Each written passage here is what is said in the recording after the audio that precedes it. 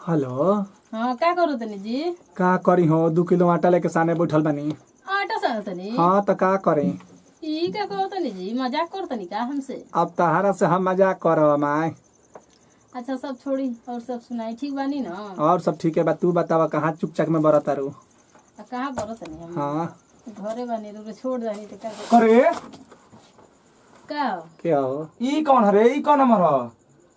कहिए चेतावत नहीं, कहिए चेतावत कैसे आनी तो खाली मारा ही पराई नहीं, खाली फाइट में ताने के जाने नहीं का? नटैया हाँ? नटैया चिपी दे मबे।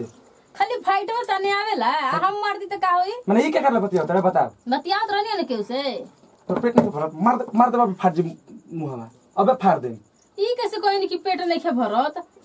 कोई के बतियौले से पेट भरल बा का? अरे एगो त संतू से बेराई पे बतियावत रहीस। आए आ एगो छोटू बाबा से आ तीसरा नंबर हम आ चौथा नंबर कौन खोज लेले। ई कैसे कोई नहीं कि कोनो खोज ले ले उनसे बतियात रहने तो उधर हमके धोखा देना, हम थोड़ी ना उनके धोखा तोरा के धोखा न दियस तो तोरा के का दिहस? तोरा के धोखा न दियस त का करे? तोर आदत पे जन तेरा चाहत का बानी डीजे में अनाउंस करा देब कि 4 गो रखल बिया, ना त पेपर में छपवा देब जानले। और बढ़िया रही कि हाँ हमार 4 गो मर्द के एगो नहीं अरे त 3-3 गो रखल है, अब कोई चौटका रखबे?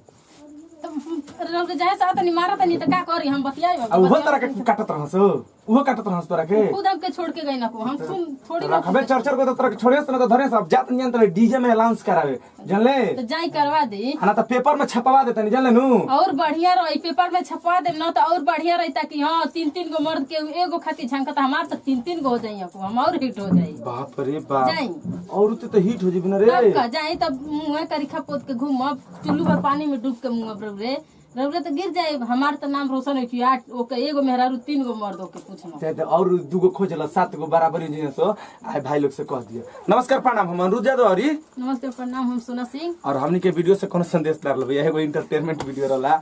और यदि रो लोग अच्छा लागल होखी तो दिल से लाइक करम, शेयर करम, कमेंट करम। हमरा चैनल के सब्सक्राइब ना कइलो हो तो जल्द से जल्द सब्सक्राइब कर ली ताकि ये वीडियो सबसे पहले रौरा भी पहुंचो। लास्ट में कहनी जाए अपन चैनल बा बुझावन का सुपर।